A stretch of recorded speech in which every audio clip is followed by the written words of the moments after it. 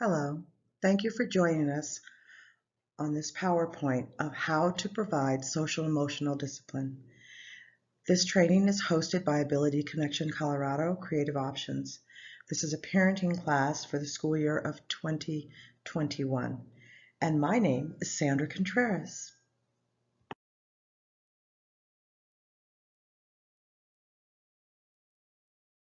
Between discipline and punishment. What is discipline? Discipline is defined as the practice of training people to obey rules or a code of behavior. It is important that we don't confuse the word discipline with the word punishment.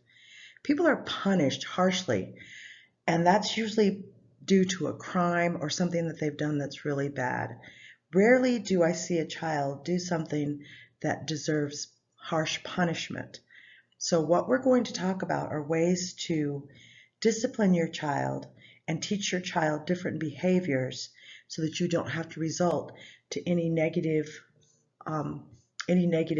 practices such as physical punishment or emotional punishment. Teach your children what to do. When I'm speaking about teaching your children what to do, children aren't born knowing what the expectations are. And when we want to teach them what to do, it starts by telling them what to do.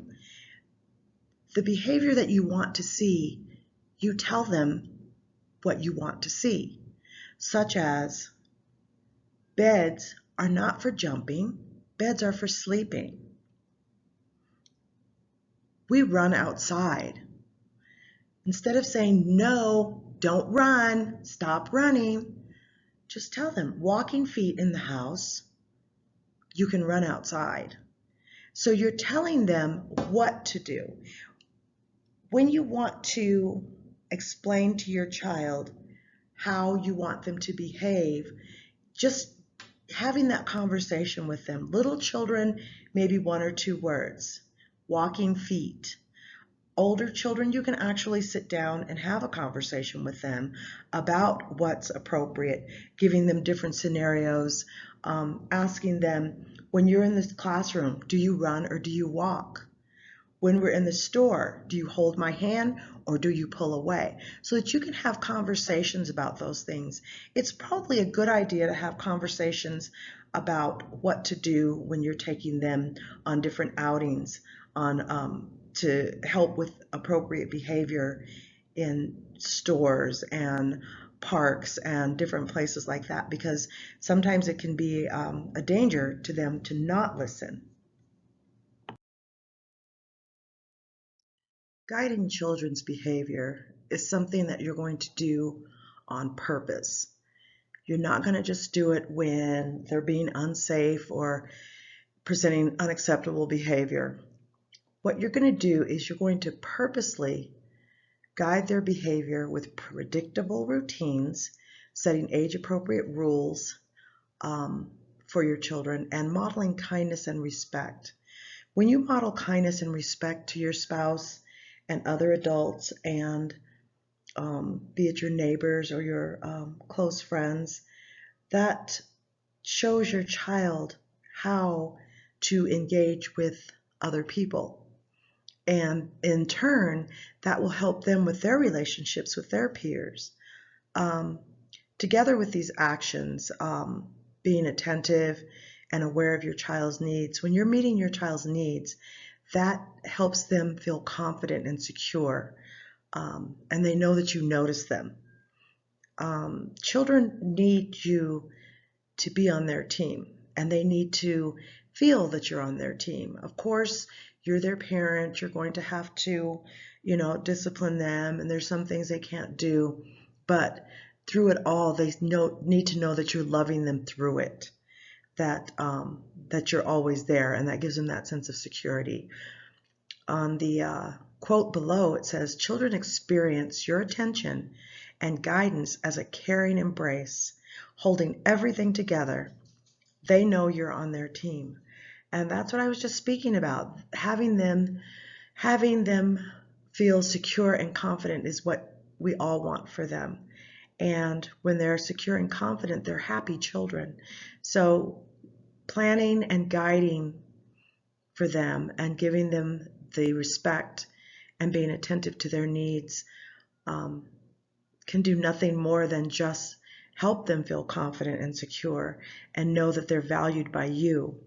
And that's what's really important, is that they feel the value of who they are and know that you love them.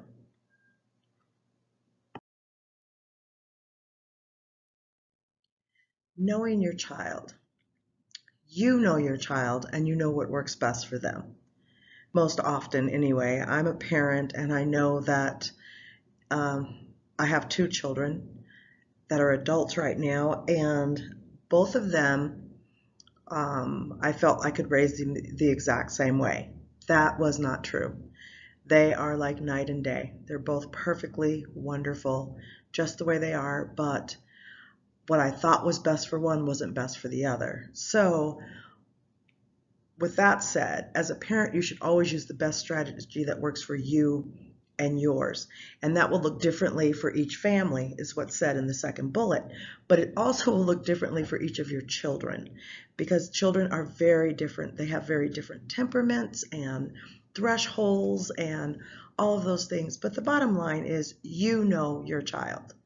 Um, so when parents learn how to be responsive to the temperament of their children, they're ready to learn and use those cues to guide their parenting responses. So temperaments are how your child is emotionally.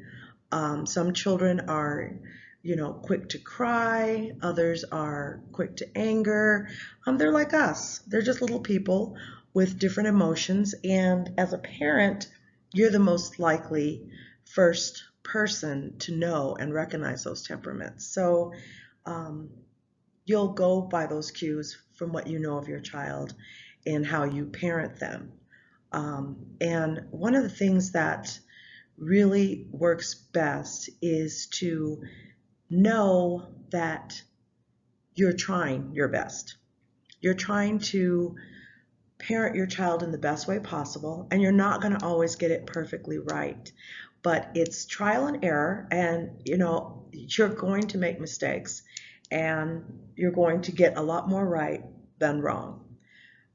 Trust yourself and trust that your child will respond because you are doing it out of love. And the green bullet says children will live up or down to their parents' expectations, and to set realistic expectations. So if your child is living up to your expectations, it's because you have high expectations of them. And that doesn't mean that you expect them to go out at the age of 3 and ride a bike, which a lot of kids do, but you're not going to be disappointed if your child doesn't. But you have high expectations of them that they are going to listen and act appropriately in certain situations. And but if you look down on your child and don't have any expectations of them, he always acts that way. Oh, he's gonna have a bad day. He's been a bad boy. Guaranteed, if that child's been told he's gonna have a bad day, he's gonna have a bad day. He's going to be and live up to or down to whatever expectations you have of him or her. So we have to make sure that we uplift them.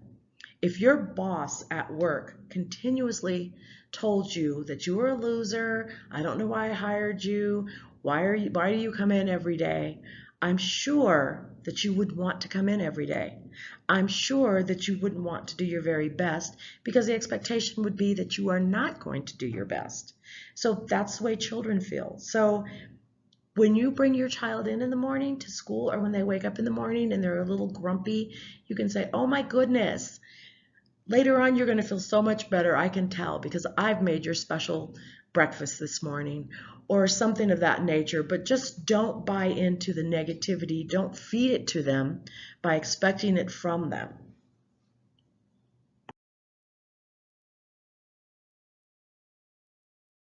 The parent-child relationship. Infants and toddlers and preschoolers will be um, disciplined very differently. That is my hope, that it is always taken into account the age of the child. Um, for infants and toddlers, what you would do to enhance your relationship with your child and to bring about that nurturing, um, I'm on your team behavior would be talk to your child as you're going about your daily tasks. Like when you're giving them diapers, not giving them diapers, when you're putting on their diaper and providing snacks and things like that, talk to them. Talk to them about, oh, I'm going to put your diaper on now. I'm going to put this side on first, and I'm going to put that side on first. Does that feel good to have a dry diaper? Or look what I have for snack for you. We're going to have apples, and the apple is red. Look at on this side, it's red. And pause to allow them a turn in the conversation. That could be anything from cooing to laughing to making sounds to repeating what you just said. It just depends on how old the child is. As they get older, of course, you will get more words and phrases and complete sentences. But as they're babies, just make sure that you're giving them lots of eye contact and lots of verbal feedback. When they coo, coo back. When they laugh, laugh with them. Just give them lots and lots of engagement and eye contact. So when they're that young, an infant or a toddler, you provide a routine for them, and you give them cues so they know what to expect. They see you going over to the sink to fix their bottle. They get excited, and just describe it to them. I'm going to walk over and I'm going to go heat up your bottle, and I'm going to grab this apple, or I'm going to get your diaper, so that they know what happens next. And that's the beginning of building that relationship, by verbally giving them the cues of what's happening next. And I'm here for you, and I'm looking at you, and I see you, and I hear you. Preschoolers, you can make a connection by asking them to talk about the people and things in their drawings or photos that you have or photos that they bring home. You can ask them, who's that? Is that your friend? What's her name? There's different things that you can ask them to keep connecting with them so that they know that you're interested in what's going on with them and what's happening in their world. Show them that you value their presence by, a warm hug, a tap on the shoulder, ruffle their hair. When they come home or come into the house after a long day, just give them a big hug or a big hello. I'm so happy to see you.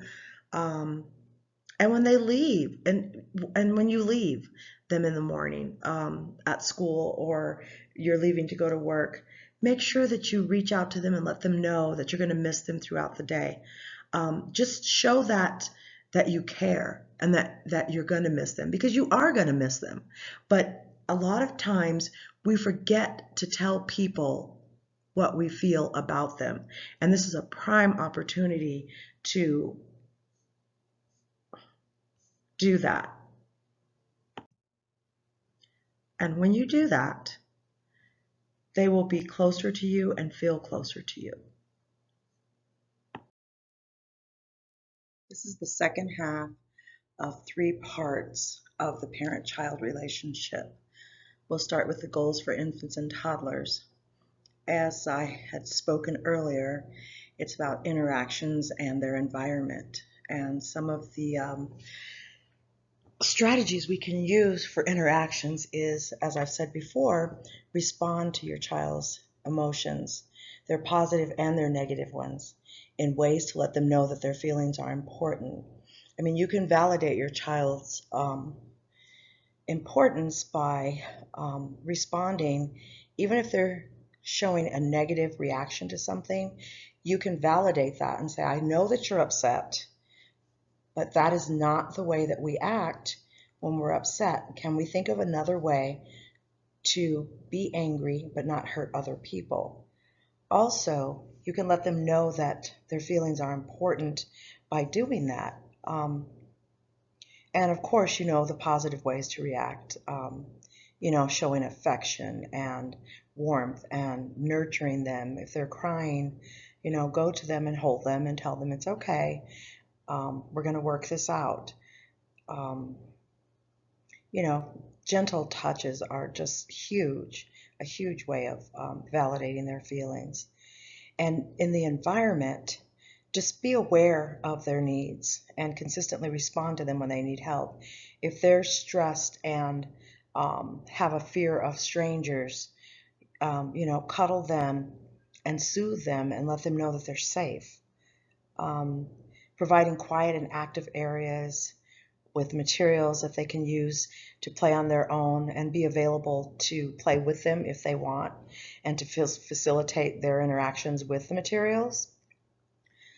Just being attentive and aware and responsive. The goals for preschoolers are for interactions, you're going to model and discuss appropriate social behaviors. Like I said earlier about showing respect and consideration for others, and that's a part of modeling social behaviors. So there's other social behaviors like thank you and hello and just basic everyday things, and you discuss why those are important to relationships and help your child to understand how they look and feel.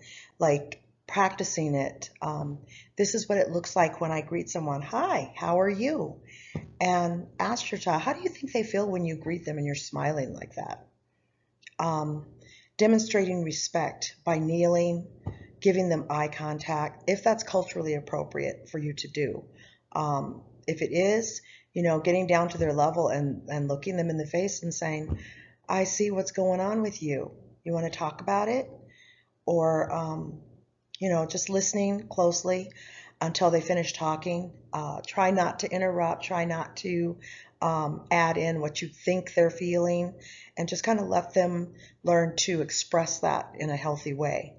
The environment, as with the younger children, you're going to have activities and materials for them to do and engage with.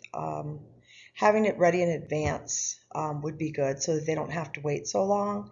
But waiting is a part of life, and it can't always be that way. But whenever you can, be prepared with the materials, like if you're going to have a painting activity or something like that, then that way your child is able to engage with the materials immediately instead of you trying to set up and they're grabbing things, and that's when the conflict occurs and they get frustrated and you're frustrated. So just to alleviate that, you can set up the environment first. When you have materials at home that you want them to be independently using, have them arranged so they could easily find them.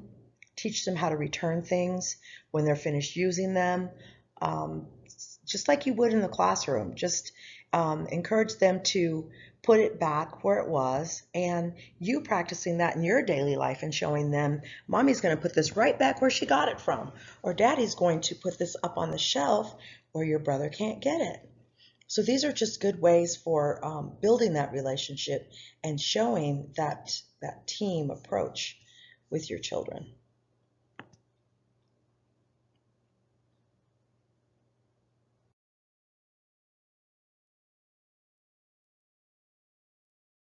The third part of parent-child relationships and the goals for infants and toddlers. I had spoke before about individualizing and that no two children are the same, even if they're born to the same parents and live in the same environment. They each have their own individual identity. So first, with infants and toddlers under individualization, you're going to wait for your child's response to a verbal or nonverbal communication. And that means you hold out your arms for them to come to you, and they toddle over to you, or they try to run the other way. With toddlers, that's bound to happen, and some infants when they're crawling. But just don't act immediately. Give them time to understand what you want, and you can say, come here, and just give them time to to respond to what they think you're requesting of them. And then you can also match their responses. If a baby's crawling, you can crawl towards him with a smile on your face and be really animated with them. If your child starts to walk away from you, then, and you can say, come here, I want to show you something. Come here. If they don't come to you, then casually walk over and grab their hand. Don't chase them. Try not to yell, because that's going to send them even further away. Use your child's name with a positive comment. Look them in the eye if that's culturally appropriate. Look them in the eye and listen carefully during conversations. Follow their interests with actions, words, and new ideas. And that would be an example of following their lead is when they're playing with they're playing in the kitchen, and you've given them some pots and pans and they're stirring, and you can say, oh my goodness, what are you cooking? Oh my God, that smells so good. You're just going to follow their lead and then just build on what they're already doing. Let's see, for preschoolers, it's so important to spend one-on-one time with your child every day. It can be really hard if you have more than 2 children.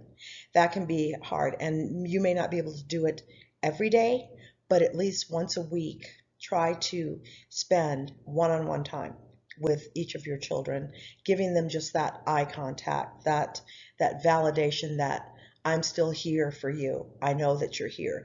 And I know you can be tired when you get home from work or from school and you're exhausted, but you can also just put somebody in the bed with you and read a quick story, go out into the living room, touch your teenager on the back and say, you know, how was your day going if you have a teenager? But as far as preschoolers are concerned, you can just ask about their day, let them help you fold clothes, let them help you wash dishes, set the table, any of those things, and comment on what they're doing with you. Thank your child and say, you were really wonderful helping mom today. You know, that's their positive behavior. If you notice that they start to run and they stop running in the house, recognize that and say, wow, you used your walking feet.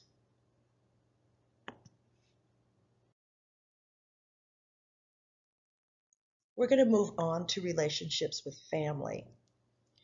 Um, Families are all different, and they have different traditions and ways that they go about in their environment. And these are just suggestions, and they are suggestions that I hope will fit into your lifestyle. For infants and toddlers, you want to position your infant where they can see you and what's going on in their environment, so that they're a part of the family. Just because they're little and they're just little people that's learning, and they're learning from watching and hearing, and they are a part of the family, so they need to be included.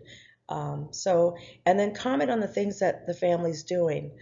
You know, bring the child in. Oh my goodness, we're going to sit down and have dinner. Let's scoot you over here so that you can have dinner with us. And, you know, hold them in your lap so that they can see what's going on. I know it's easy to, you know, keep them in the car seat or the whatever seats they call them nowadays. But just keeping them up high enough to where they're a part of what's going on. Because you're their secure base, and it shows them that you have their back. So if you're in a situation to where there's new people, there's new things going on in the environment, there's a lot going on, and they can't see, and they're down on the floor in their seat, they might get anxious and start to cry and kick and show that they're, you know, not feeling really secure. So if you have them on your lap and they can see what's going on, and you're verbalizing that, oh, that's a doggy. See that little doggy? They know that they feel secure and they know you have their back. The thing is, resist the urge to facilitate play. That is, if your child is playing by themselves, and a lot of people are uncomfortable with seeing a child play alone, it's okay for your child to have times when they want to have that little alone time. So try not to interfere. You can watch from a distance. Um, and if they're struggling to put uh, a square peg in a round um, shape, it's okay. Let them watch them and let them work it out, because they will eventually work it out. But you want to build that resilience for them to keep trying. You don't want to jump in and take over. With preschoolers, you want to model ways your child can invite themselves to join others, like teaching them to say, "Can I play?" Tapping them on the shoulders, using little scenarios where the two of you are playing together and you tap her on the shoulder and say, "Can I play with you?" And she says, "No, I don't want to play with you right now." Then you can say, "Okay, well, I will go find someone that does want to play with me." Those are ways that you can model so that they are able to accept that someone may not want to play with them at that moment, and realize that it's not because they don't like them, that they can still want to play on their own. The other child wants to still play on their own. And so that other child, which is your child, can learn to, well, if she doesn't want to play with me, or he, then I will go find someone that does, so that they don't feel alienated, that they learn that it's okay for me to play with someone else. Identify problems as you see them happening. Cue your child by saying, "I see we have a problem. What should we do?" For instance, if two siblings are fighting with each other over one toy, you can say that, "I see we have a problem. Let's talk about what can we do." If the two children are old enough to have that conversation with you, that's great. If one is younger, then you need to have the conversation with the older one, and so that they can work it out. And as I said earlier, using role play for common conflicts, such as sharing and asking and things like that. It helps them to learn to problem solve so that they don't get anxious and there isn't a lot of dissension. There's lots of books out there. You can use books and puppets as examples of how to do these um, um, do these strategies that help with common conflicts that could happen in a family. Part two of relationships with adults. So, infants and toddlers, I want you to work with your family coach to identify the practices you want to build and strengthen. If there's an area that you feel like you're really struggling with your child, talk to your family coach, because they're a wealth of knowledge to help you with those situations, and they're available to you. And another thing you can do is comment on what your child is doing and saying.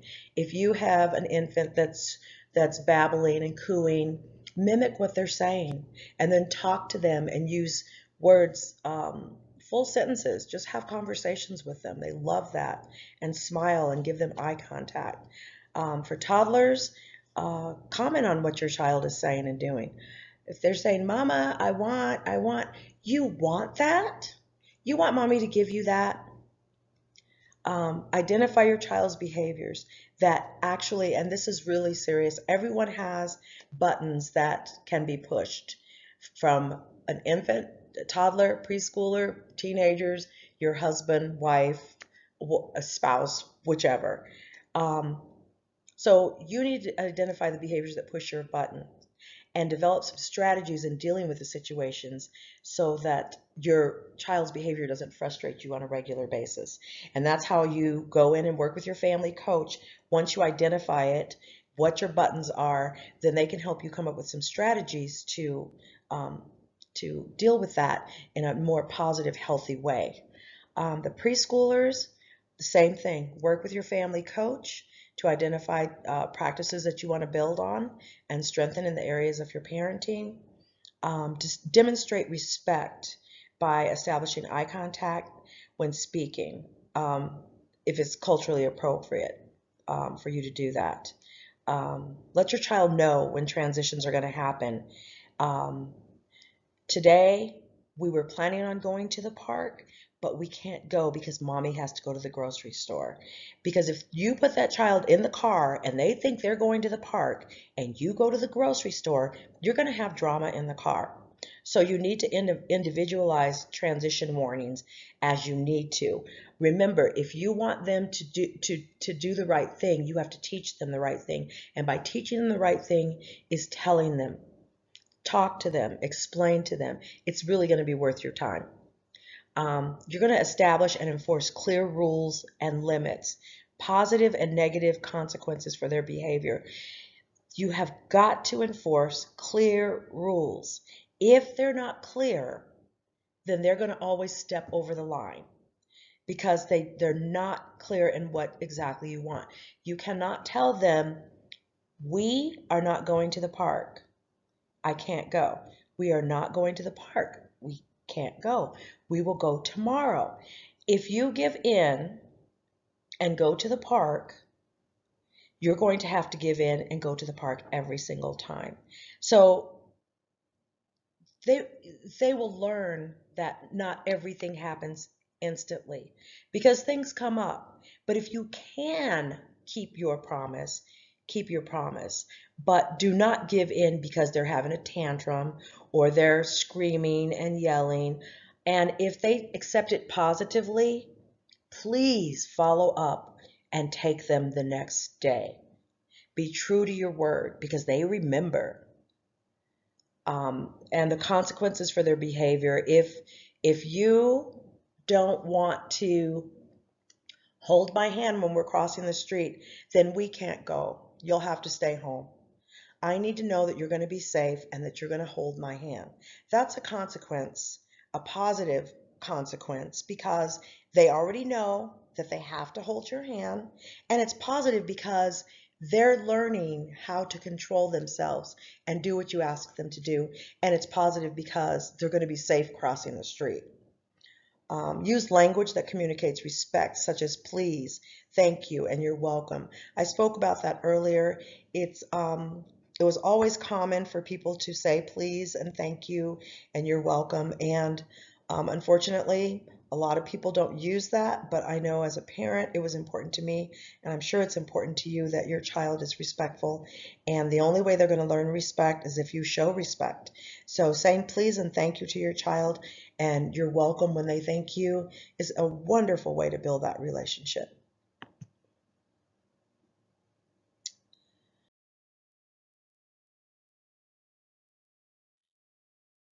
Now we're going to move on with relationships with other children, and this is part one of that. Infants and toddlers, um, their relationships with other children are going to be very different than the preschoolers. Um, you're going to model and demonstrate how to communicate with others. With an infant, you can, if they're reaching out and scratching, you can hold their hand and say gentle touches and rub the other child and show them gentle touches. With a toddler, you can do the same thing, but you can also show them hugs and gentle touches. You can further your demonstration of that and your modeling. And you do that during different routines and different activities. It just goes across your day. You want to comment on and support your child's use of the emerging skills, such as sharing and using words to express ideas and needs. Get excited with them. Clap and be excited. Oh my gosh, you said please. Of course you can have it. This is wonderful. You're sharing. Oh my gosh, you're going to give that to your sister. You are such a big boy or a big girl. The environment, arrange your environment so that your child can see what's going on around them and move freely without tripping over things. And you don't want them to feel afraid in their environment that they can hurt themselves. Preschoolers, you want to read books and discuss and tell stories and talk about what it means to be a friend and what it looks like to be a friend. And remind your child of the steps involved in using problem solving, such as, the tapping on the shoulder, the child rejecting them, saying that I don't want to play, and them deciding, well, I'll go find someone that does want to play with me. And just sharing. How does that look? Maybe I will play with it for a little while and then I will give it to you when I'm done. Teaching them those types of words to use when someone want something from them. Um, Teach your child how to cooperate and take turns. Play games with them so that they have to wait and take their turn, and compliment and acknowledge that you saw how hard it was for them to wait, but they did it, and how proud you are of them that they could do it.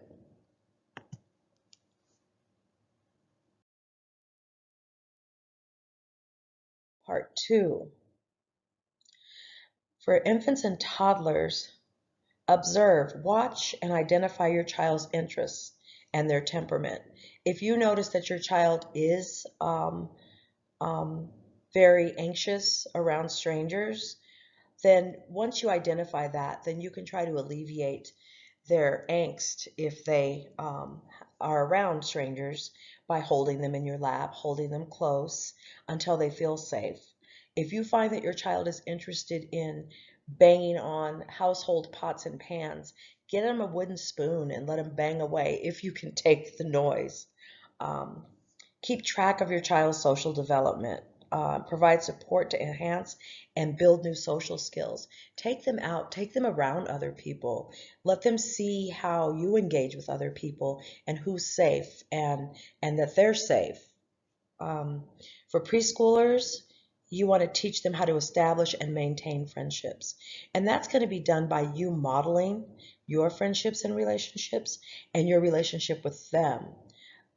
If the teacher has taught them that we are all friends and that we treat each other with kindness, reiterate that to your child. Talk to your child's teacher and find out what words does she use, he or she use in the classroom to help develop and maintain friendships. And again, model respect and kindness. And you are your child's first and most important teacher. So make sure that you're modeling all of those things that you want your child to do, and you will have really good outcomes.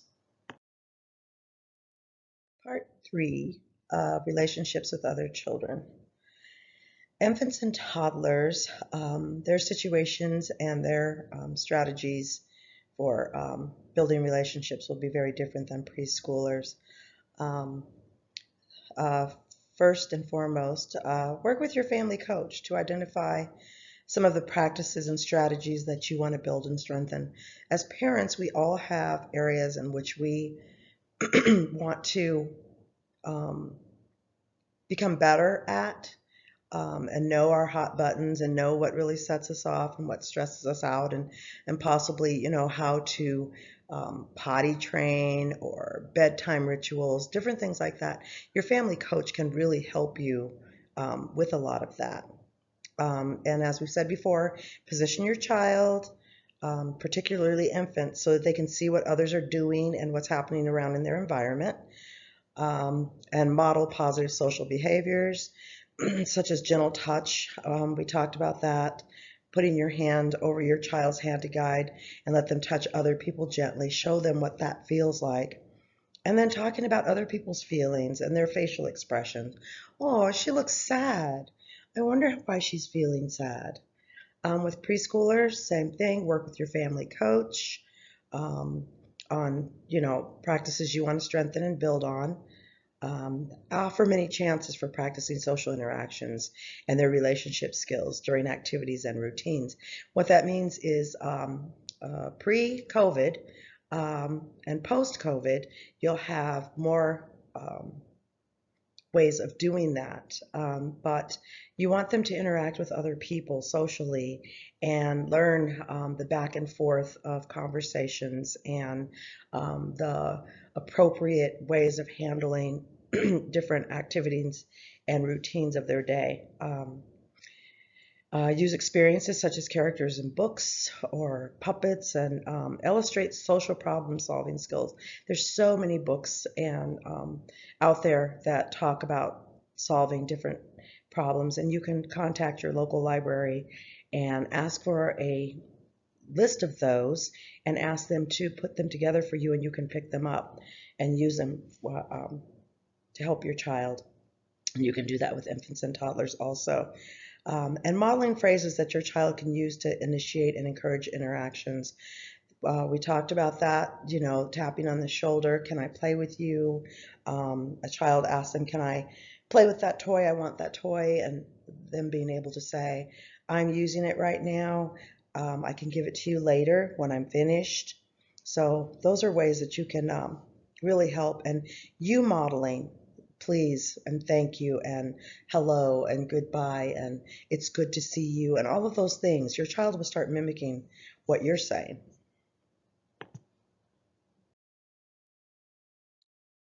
Emotional functioning. Um, Making feelings a part of your everyday conversation with your infant or your toddler is really important. I know it may not seem important because the baby's looking at you like, what are you talking about? But in the long run, you're going to really be happy that you did this. Just talking, self-talk, if that's what you want to call it, but you're actually talking to your child who is listening to everything and modeling themselves after everything they hear and see that you're doing. So describe what you're saying and doing when your child is upset so they can learn to recognize those cues within themselves and offer similar comfort to their peers. Offer options when your child is upset. Um, Children have their favorite blanket, or sometimes they want a hug, but give them options. Don't just grab them and tell them it's all going to be okay. Just help them learn to regulate and recognize how to regulate their own emotions. This doesn't mean leave them alone all the time. It just means following your child's lead. If they look like they need time to calm down, to self-soothe, give them a place where they know that they can go there and have their special blanket. And if they want a hug, if they're the huggers, by all means, please give them a hug. Preschoolers, pausing before you react to an incident that has happened, and ask the other children, if there's other children involved, how they feel about what happened. If your child has went over and hit another child and there's other children around, they're all going to be pretty much involved in the situation. And you want to try to work with the children to see if you can help them to work out the problem if someone's not hurt badly, or if it's just a little situation. So you want to acknowledge the hurt child's feelings, and you also want to acknowledge your child's feelings and give a moment to figure out how you want to respond to them. Because when something happens like that, you want to quickly jump in and say something, but we don't have all the information. So it's probably best to kind of step back, breathe. If no one's injured badly, maybe some hurt feelings or a little bit of shock, then wait and then figure out what you're going to say and how you're going to handle it and then move forward. But everything is a teaching moment. So use it as a teaching moment. Don't dismiss it as, oh, you're okay, you're fine, go on, you'll be fine. Encourage children to notice other people's feelings and give them ways to help. Have a little dialogue back and forth. Well, she fell down and skint her knee. If your friend fell down and skint her knee, and she's sitting there crying, what could you do? Anticipate what will happen in a new situation. Just like we just said, her friend fell down, her knee is skint. What could she do that would help her friend? And how does that person feel? How does your child feel seeing her friend hurt?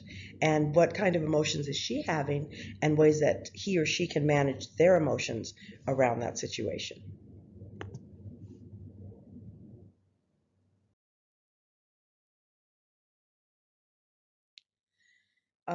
Continue with emotional functioning, infants and toddlers. Telling your child what's going to happen to them in advance and prepare them for changes and transitions.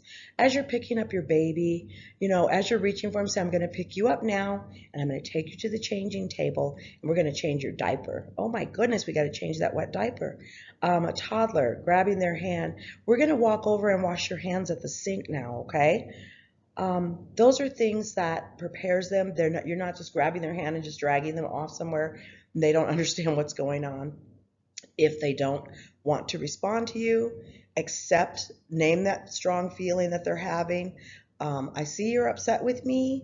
You look mad. I'm going to wash your hands and then you can go sit down and eat. But we have to do that. We're not going to fight with mommy or daddy, we're going to go sit down. Um, Design the environment to maximize positive behaviors and minimize behaviors that cause problems. If you can have more than, in the classrooms, they try to have more than one of each toy so that there's not a fight. In the home, that's a little different. Um, there's other ways of doing that that can minimize some behaviors, like having things set up beforehand if you're doing a project with them or something that you want them to do. Um, Give them materials that encourage them to manage and express and discuss their feelings and those of others. That is puppets, books, um, dolls, uh, just all different ways. Just make sure that you're always talking and expressing your feelings and acknowledging their feelings. Preschool, invite your child to express their feelings and consider what others might be feeling. You want your child to tell you, when I'm mad at you, Mom, I'm really mad. I know you're mad at me, but you still need to do what I ask you to do. Um, I love you, but I just really need you to go to bed right now. It's okay if they're angry. It's okay if they say that they're angry. It doesn't mean that they hate you. It just means that they're having an emotion right now. Um, and you need to express how you're feeling about the emotion they're feeling so they can consider what you might be feeling. It makes me sad that you're mad at me, but you still need to do what I asked you to do. Acknowledge and accept the feelings, as said earlier, and expressing ways to for them to do it in an appropriate ways. And also with them, provide a variety of materials and activities that allow for them to be creative and express. Um, Nobody likes to watch boys crash cars, but that's them expressing themselves. Girls with their dolls, or boys and girls with their dolls, and girls with cars. Whatever they're doing and how they're showing how they're feeling, it's okay as long as it's not destructive or hurtful to others or themselves.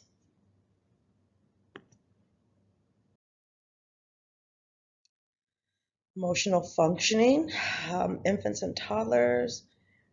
Help your child learn how to handle situations that challenge them. If there is something, and I think I spoke about it earlier, that your child is doing and they seem a tad bit frustrated, that's okay. Let them try to work it out. And if they get really frustrated and they throw it, infants and toddlers tend to do that. Um, it's okay. Pick it up. Say, we play with our toys. We don't break our toys. And would you like me to help you? And then you can show them. Um, if your child seems really stressed out and tired, overly excited and distressed, by all means, please change the activity. If you see your child getting really worked up in an activity and you know within a half an hour you want to put him to bed, it's best to um, attack that situation right away. Do a calming time, calm down, a warm bath, cuddle time, reading a book, listening to music quietly as you're cuddling with them, something to help them calm down. So you want to change the activity if your child seems really tired also. That's huge. If they're fussing and they're yelling, and I know you want to stay at the grocery store, but if you know that they're tired, you might have to stop what you're doing and take them home if you don't want to handle the drama. I mean, if you're okay with it, then that's fine. Everybody has different parenting styles, but I would suggest taking them home and then starting over. It would be such a pleasant activity for the two of you when there's not so much going on that's negative. With the preschoolers, have private conversations with your children.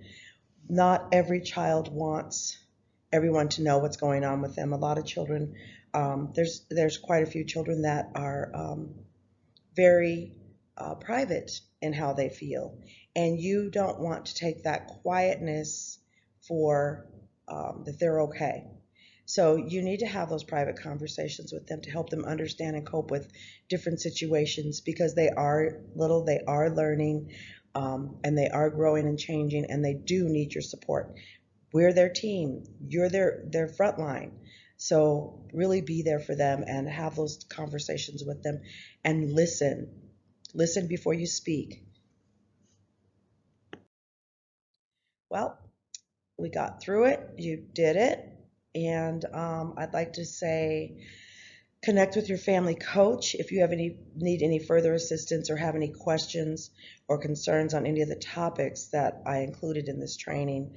Not everything is that I spoke about is for everyone, but it is proven that these strategies work and that they are helpful in supporting you and your family with raising your children. I want to thank you for taking the time to add to your knowledge of parenting our future leaders of this world. So we'll be hosting a question and answer next month to review the contents of this presentation. And as I said before, contact your family service worker with anything that you need related to your child, because they're there for you, we're here for you, and I will see you next month. Thank you.